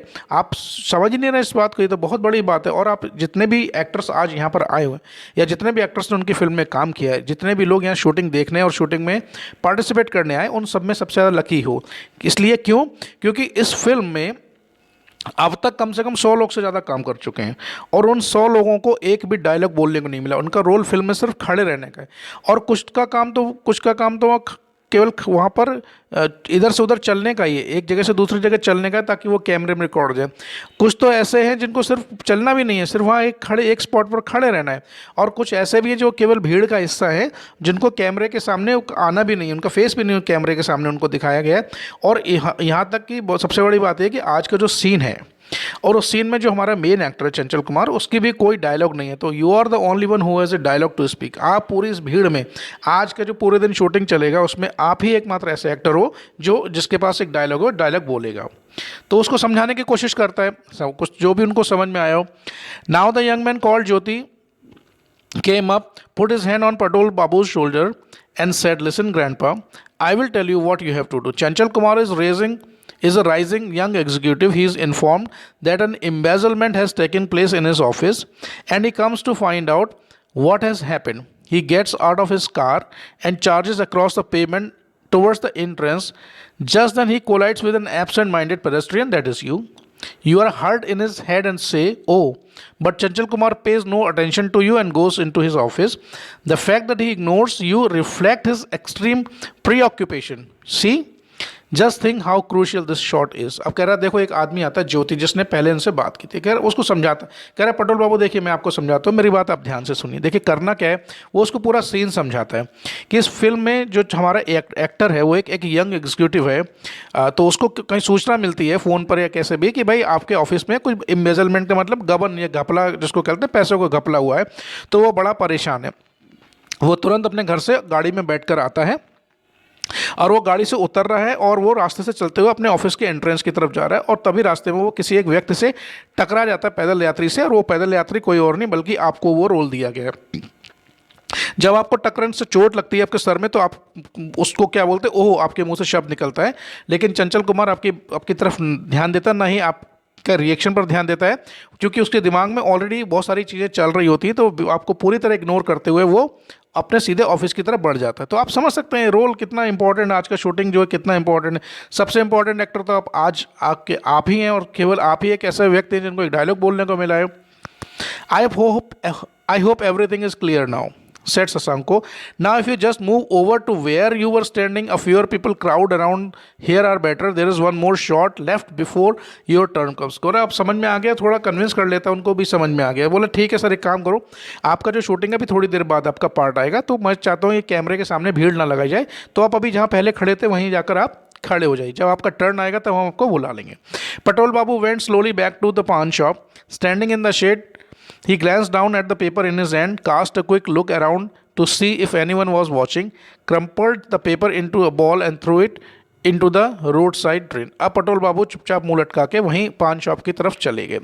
अब छाया में खड़े हुए उन्होंने पेपर की तरफ डाली और उसको बड़ा नफरत की, उनको बहुत गुस्सा भी आ रहा था, लेकिन कर कुछ नहीं सकते थे चूँकि शूटिंग में आ चुके थे, अब शूटिंग छोड़ के जा नहीं सकते थे। तो उन्होंने उसको पेपर को देखा, बड़ा गुस्से से उसकी एक बॉल बनाई, गोल मोल करके बॉल बनाई और वहाँ पे सड़क के किनारे एक नाला था उसमें फेंक दिया। ओ A sigh came out of the depth of his heart. अब वो क्या कर रहे हैं देखिए, उस व्यक्ति का आप डेडिकेशन देखिए। एक छोटा सा पार्ट, और उस पार्ट में भी केवल एक शब्द उनको बोलना है, तो उस शब्द को किस तरह से वो बार बार रिहर्सल करते हैं, उसका कितनी बार ही रिहर्सल करते हैं, अलग अलग इंटोनेशन, अलग अलग पिचेस, वॉइस ऑफ पिचेस में उसको बोलने की कोशिश करते हैं, अलग अलग फीलिंग और एक्सप्रेशन के साथ कई बार वो उस शब्द को बोलने की कोशिश करते हैं, ताकि वो चाहते थे कि जब वो एक्चुअल कैमरे के सामने खड़े होकर इस फिल्म शॉट दें तो वो शॉट बिल्कुल परफेक्ट होना चाहिए एक बार में। Just one word, not even a word, it sound oh. The heat was stifling. His jacket seemed to weigh a ton. Patul Babu couldn't keep standing in one spot anymore. His legs felt heavy. उनको बड़ा गुस्सा आ रहा था, उनको लगता है कि गर्मी उनको बर्दाश्त नहीं हो रही थी, और ऐसा लग रहा था इस गर्मी में वो जो जैकेट पहन के आए बिल्कुल उसका वजन एक टन वजन के जितनी भारी हो गई है। तो उनको लगा वो एक जगह से मतलब बेचैनी उनके अंदर होने लगी। वो जहाँ पर खड़े हुए थे वहाँ पर वो इधर से उधर उन्होंने चलना शुरू कर दिया। His legs felt heavy. उनको लगा पैरों में बहुत भारीपन आ गया। He moved up to the office beyond the pawn shop and sat down on the steps. It was nearly 9:30. On Sunday morning, songs in praise of Goddess Kali were sung in Karali Babu's house. Patul Babu went there every week and enjoyed it. What if he were to go there now? What harm would there be? Why waste a Sunday morning in the company of these useless people and be made to look foolish on the top? अब उनको इतना गुस्सा आ रहा था वो, लेकिन गुस्से के साथ साथ वो बड़ा ही confused है। He is in a dilemma. Dilemma होता है it's a confused state of mind where the mind is unable to decide what to do, whether we should go right or left. अब कह रहे हैं कि भाई देखो मुझे लगता है कि मेरे साथ ये वाकई में बहुत मजाक किया गया है। तो मैं क्या करूँ, या तो मैं बेवकूफ़ों की तरह मुझे 8:30 बजे बुला लिया, लगभग 9:30 बज रहे हैं, ठीक है, मेरा मन तो इस ये करने का, शूटिंग करने का बिल्कुल कर नहीं रहा है। तो अभी जब वो ये सब बैठ के सोच ही रहे होते हैं, 9:30 बज चुके हैं, तो बगल में किसी का घर था, उनके घर से जो देखिए बंगालियों में काली माता को, काली देवी को बहुत ज़्यादा माना जाता है और बहुत उनकी उपासना लोग वहाँ पर करते हैं। तो उनके घर से प्रार्थना की आवाज़ आ रही, घंटियों की आवाज़ भी उनको सुनाई पड़ रही। तो उनको लगा यार मैंने यहाँ पर आके वेस्ट कर दिया, संडे का दिन था, यहाँ पर जाने से अच्छा था ये गर्म मुझे पहना दिया गया, इतना वुलन कोट पहना दिया, गर्मी इतनी लग रही है और पागलपन, ये सब मुझे उनको बर्दाश्त के बाहर हो गया। तो बोला इससे अच्छा है कि मैं यहाँ से निकल जाऊँ अभी, बिना किसी को बताए चुपचाप। ये जो पड़ोसी है मेरे, ये जो हैं और जिनको मैं बहुत पहले से जानता हूँ और कई बार उनके घर भी गया हूँ, तो उनके घर जाके थोड़ी देर बैठ आता हूँ कि उसमें बुराई क्या है। अब संडे के दिन मैं अपना वेस्ट क्यों करूँ। और इन लोगों के साथ तो मैं बिल्कुल काम नहीं करना चाहता, ये तो मुझे बिल्कुल उन्होंने मूर्ख बना दिया। Silence, stuff and nonsense, to hell with your silence. They had put up this pompous show for something so trivial, things are much better on stage. कह रहे क्या, उनको वो इतना सोच रहे हैं, तभी पीछे से डायरेक्टर के पास फिर से आती है नॉनसेंस, तो वो बड़ा गुस्सा कर रहे हैं डायरेक्टर पे। कह रहे क्या बकवास है यार, ये तो मुझे लगता है सब दिखावा है। देखिए दिखावा नहीं है, जिन लोगों ने फिल्म की शूटिंग देखी वो इस तरह समझ सकते हैं कि शूटिंग में जो एक्चुअल शूटिंग होती है वो बड़ा ही बोरिंग होती है, आम लोगों के लिए तो बड़ा ही बोरिंग होती है। एक एक सीन को कई कई बार रिपीट करना पड़ता है, रिहर्सल करना पड़ता है, बार बार करना पड़ता है कई बार को, तो तब तक वो जो परफेक्ट शॉट ना हो जाए। तो आम आदमी को जिसको इनकी समझ नहीं हो तो लगता है यार ये तो बेकार की चीज़ है। कह रहे इससे अच्छा तो सारा स्टेज पर होता है, स्टेज पर बहुत चीज़ें ऑर्गेनाइज्ड होती हैं, परफेक्ट होती हैं बिल्कुल। ये फिल्मों की शूटिंग वूटिंग तो भाई बिल्कुल बेकार है। The stage. अब इनका दिमाग जो है फ्लैशबैक में चला जाता है 20 साल पहले, जब वो स्टेज के कलाकार हुआ करते थे और स्टेज पर जब वो परफॉर्म करते थे, तो उसी के जो उस चीज़ को याद कर रहे हैं। याद कैसे कर रहे हैं?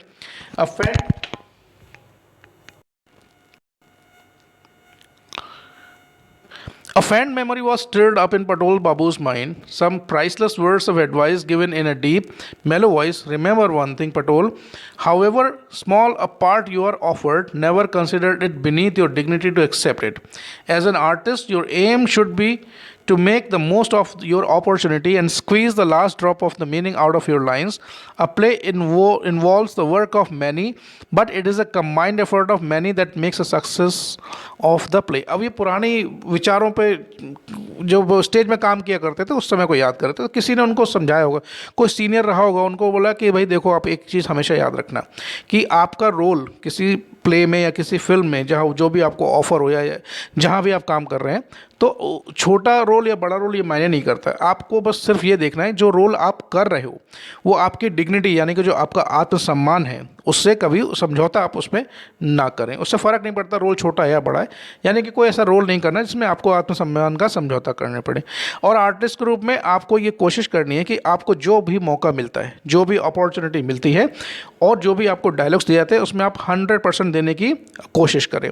क्योंकि देखिए फिल्म जैसे होती है, फिल्म में बहुत सारे लोगों का कंट्रीब्यूशन होता है, सैकड़ों लोगों का कंट्रीब्यूशन होता है और बेसिकली ये टीम वर्क है, ठीक है। अब फिल्म देखते हैं तो केवल स्क्रीन पर तो कुछ ही लोगों के नाम आते हैं, लेकिन उसके पीछे सैकड़ों लोग लगे होते हैं जिनके नाम आपको पता भी नहीं होते। तो कहते हैं भाई देखो ये तो टीम वर्क है। It was mister Prakashi who gave the advice, Gagan Prakashi, who used to say each word spoken in a play is like a fruit in a tree. Not everyone in the audience has access to it, but you, the actor, must know how to pluck it, get its essence and serve it up to the audience for their edification. अब ये जो line बोली थी वो एक उनके कोई senior रहे होंगे या कोई रहे होंगे उनके साथ काम, कलीग भी हो सकते हैं, मिस्टर प्रकाश ही थे। बोला देखो एक चीज़ याद रखो, जो प्ले में आपको डायलॉग्स मिलता है या जो लाइन या कोई शब्द भी अगर बोलने को बोले, इट्स लाइक ए फ्रूट, ये फल, पेड़ पे लगे हुए एक फल के समान है जिस जहाँ तक ऑडियंस नहीं पहुँच सकती, यानी ठीक है। वो एज एन एक्टर केवल आपके पास ही उसका एक्सेस है, आप ही वहीं तक पहुँच सकते हो और आप ही उसको यूज़ कर सकते हो, उसको तोड़ सकते हो। ऑलराइट, तो आपका काम ये है कि उस चीज़ को दर्शकों तक कैसे पहुंचाना है और ऑडियंस तक कैसे पहुंचाना है, ये जो कला है वो हर आर्टिस्ट को आनी चाहिए। The memory of his Guru made पटोल बाबू बो हिज हेड इन ओबेसियंस। अब जब उनको बेसिकली जो उनके सीनियर थे जिन्होंने एडवाइस दी थी उनको किसी समय पर, जब वो उनको इन सब बातों को याद करते तो उनका सर जो है वो श्रद्धा से अपने गुरु के लिए झुक जाता है। Was it really true that there was nothing in the part that he had been given today? He had only one words to say, oh. But was that word so devoid of meaning to be dismissed summarily? कह रहा है कि यार देखो, फिर वो कहानी present time में वापस आ जाती है। कह रहा है कि यार देखो, क्या ये बात सही है कि इस फिल्म में मेरे लायक करने के लिए कुछ नहीं है? ये वाकई इतना बड़ा, इतना क्रूशियल पार्ट है जिसमें मैं अपना पूरा जो टैलेंट है मेरा 100% है वो मैं इसको दे सकता हूँ, और ये जो वर्ड मुझे दिया गया है क्या इसका वाकई में कोई मतलब नहीं है, कोई मीनिंगलेस वर्ड है कि इसको बिल्कुल पूरी तरीके से डिसमिस कर दिया जाए, नकार दिया जाए? तो अब वो देखिए क्या करते, उस वर्ड को कई बार बोलने की कोशिश करते थे। ओ 4-5 बार बोला गया है तो वो उसको बोलने की प्रैक्टिस कर रहे हैं। पटोल बाबू begin giving the exclamation a different inflection each time he uttered it. After doing it for a number of times, he made an astonishing discovery. The same exclamation, when spoken in different ways, carried different shades of meaning. A man, when heard, said "oh" in a quite different way.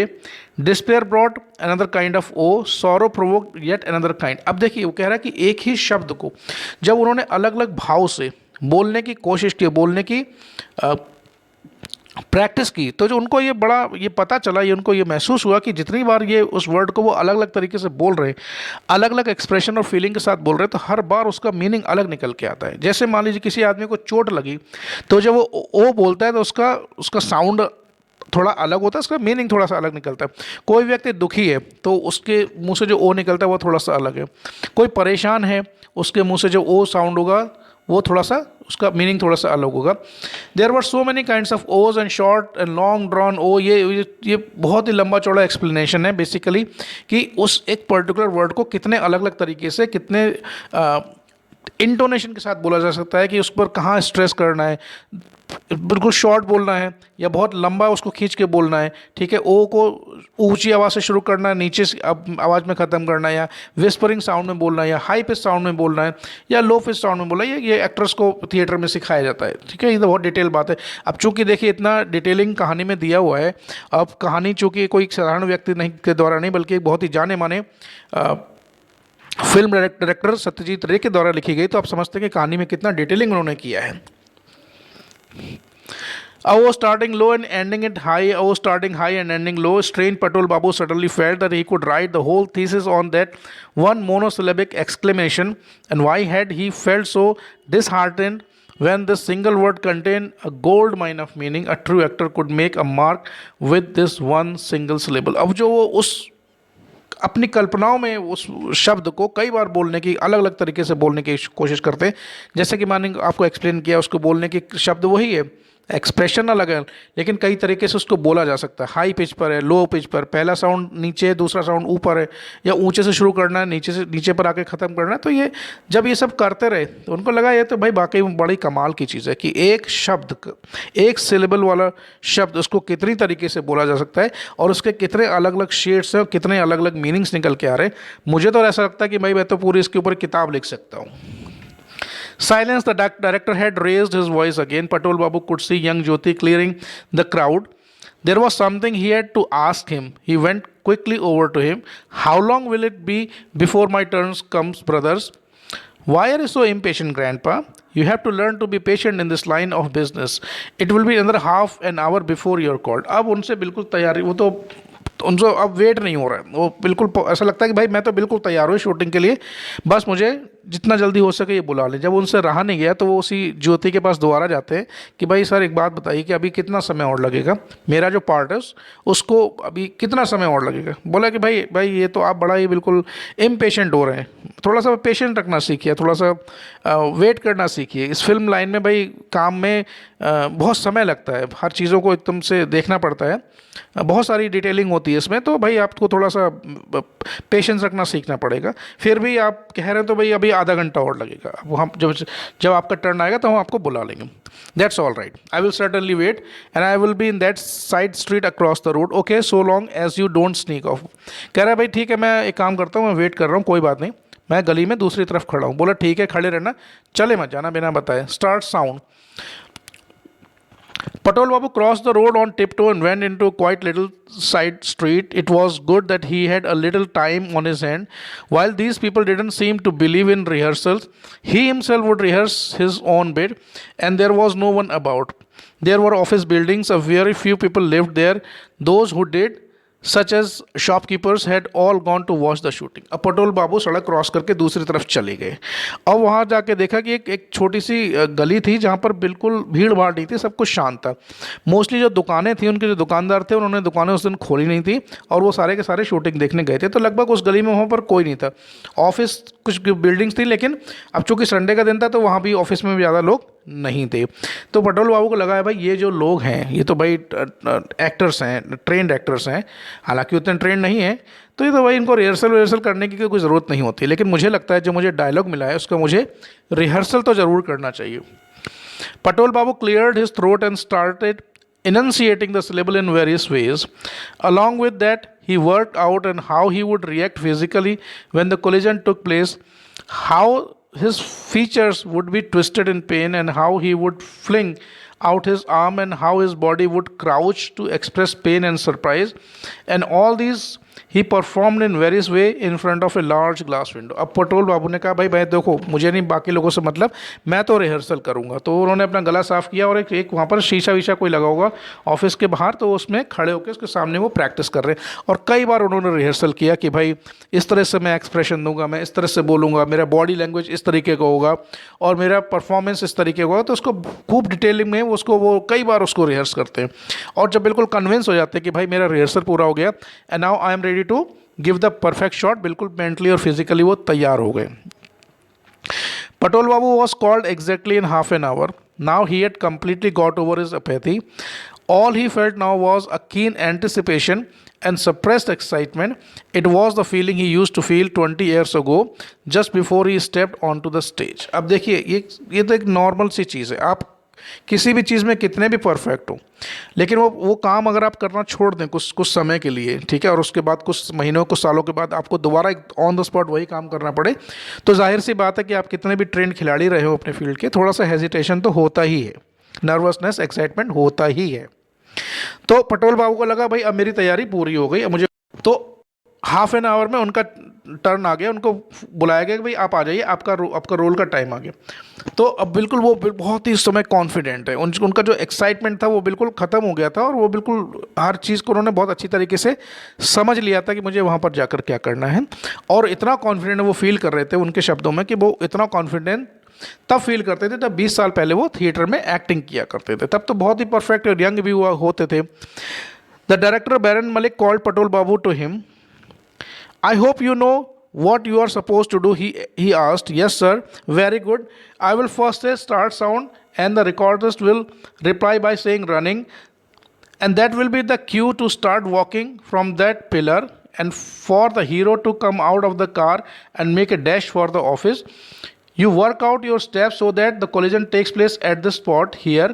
The hero ignores you and strides into his office while you register pain by saying, oh, stop for a couple of seconds and then resume walking. Okay, अब director उसको scene तो समझाता है और साथ में ये समझाता है कि करना कैसे।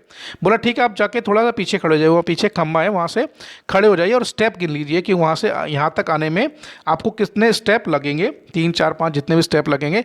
और जब मैं बोलूँगा रनिंग तो वो आपके लिए हिंट होगा कि आपको वहाँ से चलना शुरू करना है। और मैं चाहता हूँ कि भाई वो इधर से आप चलेंगे, उधर से वो हीरो आके कार से उतर के और वो भी चलेगा, और मैं चाहता हूँ आप दोनों की जो टक्कर है, कोलिजन है, वो बिल्कुल इसी स्पॉट पर हो जहाँ पर मैं चाहता हूँ। और वो जैसा कि सीन में ऑलरेडी प्लान है, वो आपको इग्नोर करके ऑफिस की तरफ बढ़ जाएगा और आपको ठीक उसी मोमेंट पर आपको जो डायलॉग दिया है वो उसको बोलना है। और बोलने के बाद तुरंत चले नहीं जाना वहाँ से, वहाँ पर आपको 2 4 सेकेंड वहाँ रुकना है और उसके बाद वहाँ से चलना शुरू करना है। Patel Babu suggested a rehearsal, but Baron Malik shook his head impatiently. There is a large patch of cloud approaching the sun, he said, and this sun must be shot in sunlight. अब पटेल बाबू ने कहा sir एक बार rehearsal कर लेते हैं, उनको थोड़ी सी घबराहट अभी भी थी। तो डायरेक्टर ने बोला कि भाई देखो एक काम करो, भाई ये जो सीन है, ये शॉट है, वो हमें बिल्कुल जब धूप खिली हुई है, अच्छा मौसम है, उसमें लेना है। अब मैं देख रहा हूँ कि आसमान में धीरे धीरे बादल आ रहे हैं, ठीक है, तो भाई अंधेरे में या कम रोशनी में ये शॉट हम नहीं ले पाएंगे, ये शॉट बिल्कुल प्रॉपर सनलाइट में ही लेना है, इसलिए रिहर्सल का हमारे पास टाइम बिल्कुल नहीं है। One question, please. Yes, an idea had occurred to Patul Babu while he was rehearsing. Now he can come out with it. Or I was thinking that if I had a newspaper open in my hand, and if the collision took place while I had my eyes on the paper, then perhaps. बोला यार देखो मेरे दिमाग में एक idea है, वो उसको डायरेक्टर को बोलता है कि अगर मैं पेपर एक मुझे मिल जाए, न्यूज़पेपर पुराना नया जैसा भी है, और उसको खोल कर मैं पढ़ रहा हूँ और पढ़ते पढ़ते चल रहा हूँ, तो ये जब टक्कर मेरे उसके साथ लगेगी तो वो बहुत ही नेचुरल लगेगा. तो डायरेक्टर उसकी बात पसंद आती, चलो भाई ठीक है, पेपर से आप रिहर्सल कर लो, कोई दिक्कत वाली बात नहीं है.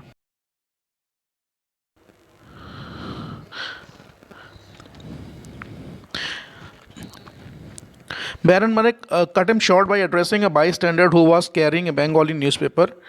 Do you mind handing your paper to this gentleman just for this one shot? And thanks. Now you take your position beside the pillar. Chanchal, are you ready? तो बैरन मलिक को वही उनका आइडिया पसंद आ जाता है, तो कहते हैं चलो ठीक है, आप न्यूज़पेपर ले लो. तो एक कोई वहाँ खड़ा होगा वहाँ पर राहगीर, वो हाथ में उसके कुछ बंगाली न्यूज़पेपर था, उसको बोलता है कि भाई अपना आप क्या न्यूज़पेपर दे सकते हैं, केवल एक शॉट लेना है, तो थोड़ी देर का काम है. तो बोला चलो ठीक है, आप न्यूज़पेपर ले लो.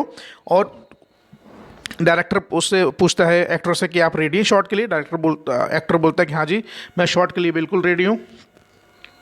Yes sir, good. Silence. Baron Malik raised his hand and then brought it down again, saying, just a minute Casto, I think if we gave a pedestrian a mustache, would it be more interesting. तो बैरन मलिक जब दोबारा से बिल्कुल action कहने के, जब देखिए जब डायरेक्टर एक्शन बोलता है, इसका मतलब है शॉट जो बिल्कुल रेडी है, सब कुछ रेडी है, उसकी केवल शूटिंग शुरू करनी है. तो जो जैसे वो शुरू करने वाले थे, तो उन्होंने के दिमाग में एक और आइडिया है, क्योंकि देखिए बहुत ही क्रिएटिव, वो बहुत फेमस डायरेक्टर थे. तो कोई किसी व्यक्ति को, कैस्टो नाम होगा उसको, उनको बोला कि अगर ये जो राहगीर है, राहगीर बल्कि ये पटोल बाबू ही हैं, कि अगर इनको एक मूछ लगा दी जाए तो कैसा रहेगा. तो भाई बहुत अच्छा रहेगा, तो बहुत अच्छा आइडिया है. तो वो पूछता है कि what kind sir, walrus, Ronald Colman और butterfly, I have them already. तो कह रहे सर आपको किस तरह की मूछ चाहिए, बटरफ्लाई चाहिए, वॉलरस टाइप की चाहिए, रोनाल्ड कोलमैन कोई होंगे तो उनके जैसी आपको मुस्टैच चाहिए. तो कहता कि बटरफ्लाई वाली दे दो, butterfly and make it snappy. The elderly makeup man went to Patol Babu, took out a small grey mustache box from a box and stuck it on with spirit gum below Patol Babu's nose. तो वो जो makeup man था उसके पास एक box था, बहुत सारी उसमें अलग अलग जो आर्टिफिशियल मूछें होती हैं, तो एक ग्रे कलर की मूछ निकालता है और उनके पटोल बाबू के नाक के नीचे वहाँ पर वो ग्लू लगा के फिट कर देता है.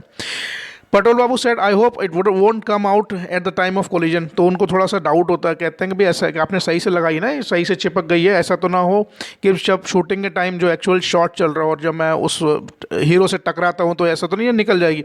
बोला नहीं कोई बात नहीं sir. The makeup man smiled collision. He said even if you were to wrestle with Dara Singh, the mustache will stay in place. कह रहा है अरे सर क्या बात कर रहे हो आप, अगर आप दारा सिंह से भी कुश्ती लड़ोगे ना तो ये मुस्टैच, ये जो मूछ है कहीं हिलने वाली नहीं है, ये अपनी जगह पर ही रहेगी. पटोल बाबू was quick. Patul Babu had a quick glance in a mirror which the man was holding. True enough, the mustache suited him very well. Patul Babu inwardly commanded the director's perspicacity. अब जब पटोल बाबू ने अपने आप को एक बार शीशे में देखा और बिल्कुल ही just wanted to make sure कि वो मूछें लगाकर वो बिल्कुल ठीक लग रहे हैं जैसा उनको लगना चाहिए, क्योंकि वो जीवन में वो उन्होंने मूछें तो रखी कभी नहीं थी. तो उन्होंने देखा नहीं मूछें लगाकर वो बिल्कुल ठीक लग रहे हैं. तो ये मनी मन उस राइटर की बड़ी प्रशंसा करते हैं कि भाई इसका देखिए सेंस कितना अच्छा है, इसकी अंडरस्टैंडिंग या चीज़ों को समझने की जो कैपेसिटी है वो कितनी ज़्यादा अच्छी है. Silence, the business with the mustache has provoked a wave of comments from the spectators which Baron Malik shout now silence. अब जब ये देखिए शूटिंग थोड़ी देर के लिए रुकी हुई है, शुरू नहीं हुई है जो नेक्स्ट शॉट है, तो अब जब ये मूंछों की बात आई तो आसपास भीड़ खड़ी थी, वो भी धीरे धीरे बातें करने लगी, तो थोड़ा सा शोर होना हो गया. अब जब एक्चुअल शूटिंग शुरू होती है तो बैरन मलिक जो डायरेक्टर सबको सिग्नल करता है कि भाई अब सब सारे लोग बिल्कुल चुप हो जाइए क्योंकि अब कैमरे से शूटिंग शुरू होने वाली है.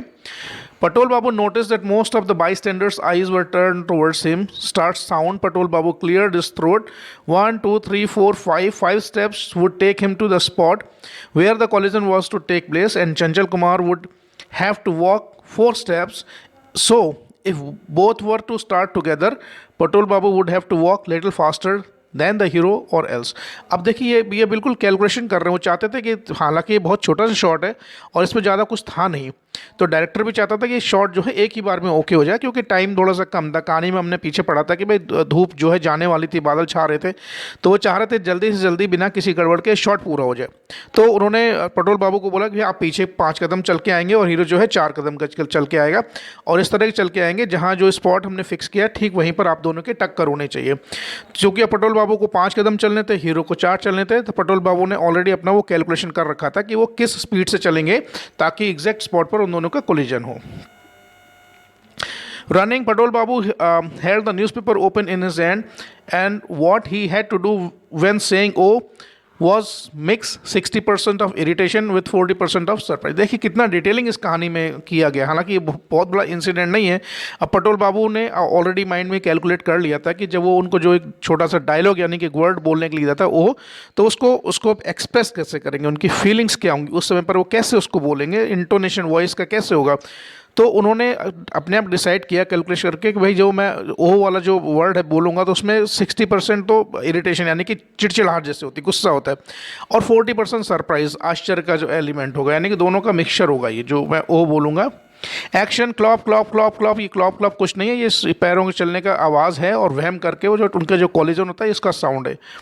पटोल बाबू saw stars before his eyes. The hero's head had banged against his forehead with an excruciating pain had robbed him of his senses for his use। जब एक्टिंग शुरू होती है, जब वो जो कोलिजन होता है, तो पटोल बाबू को इतनी ज़ोर से टक्कर लगती है तो उनको कहते हैं कि मेरे आंखों के सामने एकदम से अंधेरा छा गया। जब हीरो का सर मेरे सर से टकराया, बिल्कुल माथे पे आके लगा, तो मुझे एक्सक्रूशिएटिंग बहुत ज़्यादा तेज़ दर्द हुआ और ऐसा लगा कि कुछ समय के लिए मैं तो बिल्कुल अपने होश खो बैठा था।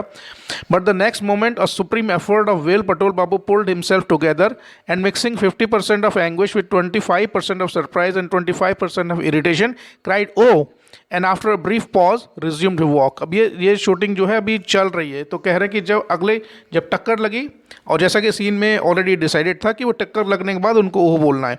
अब उनको उस टाइम उनका जो रिएक्शन था टक्कर इतनी ज़ोर से लगी, वो हिल गए बुरी तरीके से, कहने लगे मुझे चक्कर सा आने लग गया। फिर भी उन्होंने अपने आप को कंट्रोल किया, और जिस तरह से उन्होंने वर्ड बोला उसमें थोड़ा सा गुस्सा था, कुछ थोड़ा सा सरप्राइज था, और थोड़ा सा इरिटेशन चिड़चिड़ाहट भी थी। और ऐसे कहने के बाद वहाँ पर कुछ सेकेंड के लिए रुकते हैं और वहाँ से आगे चलना शुरू कर देते हैं। कट, डायरेक्टर ने बोला कट, कि हाँ जी शॉट ओके हो गया है। Was that right? asked Patel Babu anxiously, stepping towards Baron Malik. Oh, jolly good. Why? You are quite an actor. Sasonko, just take a look at the sky through the dark glass, will you? Jyoti now came up to Patel Babu and said, I hope Grandpa wasn't hurt too badly. अब वो shot जब पूरा हो गया तो ये director के पास जाते हैं, पूछते हैं भाई शॉट आपको कैसा लगा, ये जो बना रहे क्या बात करें सर, आप तो बहुत ही शानदार एक्टर हैं। और उसके बाद जो अपना असिस्टेंट होता है उसको बोलता है कि भाई देखो ज़रा कि आसमान की तरफ देखो कि क्या अभी शूटिंग और कंटिन्यू कर सकते हैं। तो ज्योति जो दूसरा असिस्टेंट होता है वो पटोल बाबू के पास आता है, जिसने उनको शुरू में ब्रीफ किया था, कहता कि भाई पूछने के लिए कि ग्रैंडपा कि आपको ज़्यादा ज़ोर से चोट तो नहीं लगी। माई God said Chanchal Kumar messaging his head, you timed it so well that I nearly passed out. कह रहे हैं अरे सर क्या ज़बरदस्त आपकी टाइमिंग और एक्टिंग स्किल्स हैं, मुझे तो ऐसा लगा कि भाई एकदम से ये सब गड़बड़ हो जाएगा। Naresh Dutt elbowed his way through the crowd, came up to Pradol Babu and said, "Please go back where you were standing. I will come to you in a short while and do the necessary." अब जब उनका shot पूरा हो गया तो नरेश दत्त दोबारा उनके पास आता है भीड़ में से निकल के, और पटोल बाबू को बोलता है कि सर आप जहाँ खड़े थे ना थोड़ी देर पहले, आप वहीं चले जाइए, मैं भी थोड़ी देर में आता हूँ, उसके बाद जो भी बात करनी होगी हम लोग वहीं खड़े होकर कर लेंगे।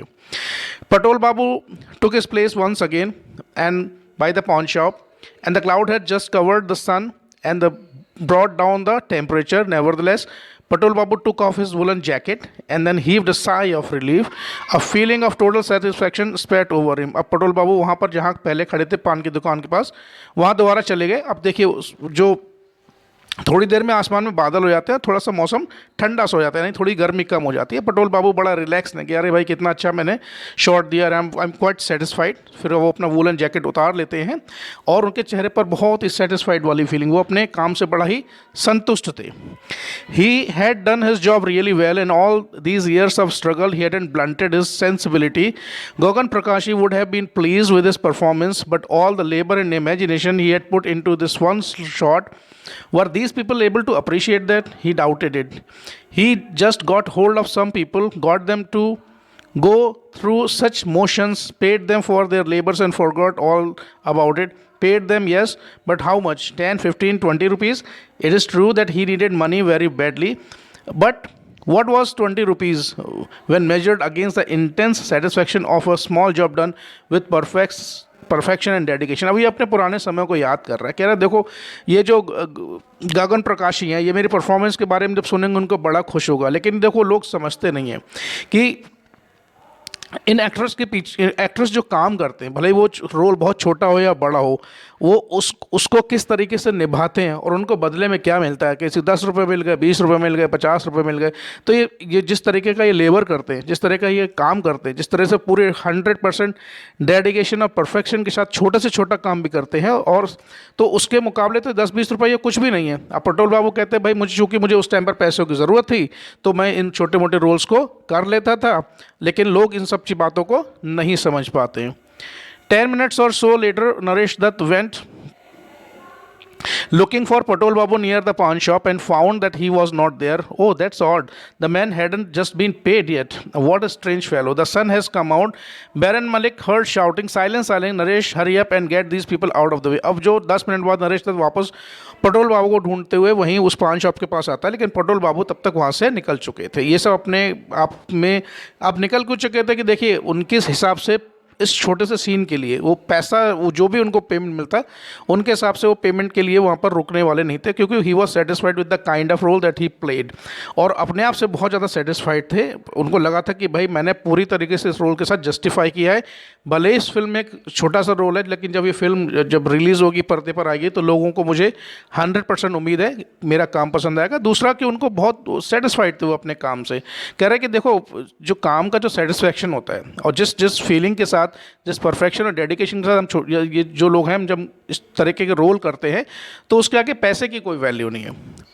तो वो उसको बड़ा नरेश दत्त ढूंढता रहता, अरे यार ये ग्रैंड पा अभी तो खड़े थे, अभी ये पता नहीं कहाँ चले गए, इनको तो अभी पेमेंट हम लोगों ने नहीं किया। इसी बीच आवाज़ आती है बैरन मलिक की, भाई सन हैज़ कम आउट, कि देखो बादल जो थे अब सूरज फिर से निकल आए, सब लोग शांत हो जाओ। Naresh Dutt hurry up and get these people out of the way, और इन लोगों को भाई क्या है कि वहाँ से भीड़ खाली करो, हमें अगला शॉट की तैयारी करनी। तो ये पूरी कहानी जो थी, जो हमने अभी पढ़ी है, लाइन बाय लाइन हमने इसका डिस्कशन किया है, जितने भी वर्ड्स थे मैंने आपको एक्सप्लेन करने की कोशिश की। हालांकि ये वीडियो थोड़ा सा लंबा हो गया, लेकिन इस वीडियो के बारे में आपको कोई सजेशन, कमेंट या कोई सुझाव है तो मुझे कमेंट सेक्शन में ज़रूर मेरे साथ शेयर करें। चैनल को सब्सक्राइब करें, वीडियो को लाइक करें, और साथ साथ आपका कोई चाहते हैं किसी और टॉपिक पर मैं वीडियोस बनाऊं, तो मुझे चैनल इसके कमेंट के माध्यम से मुझे ज़रूर नोटिफिकेशन बेल को अवश्य दबाएं, ताकि जब भी इस चैनल पर कोई नया वीडियो अपलोड हो तो आपको समय से मिल जाए। चैनल से जुड़ने के लिए बहुत बहुत धन्यवाद। आप लोगों का दिन शुभ रहे।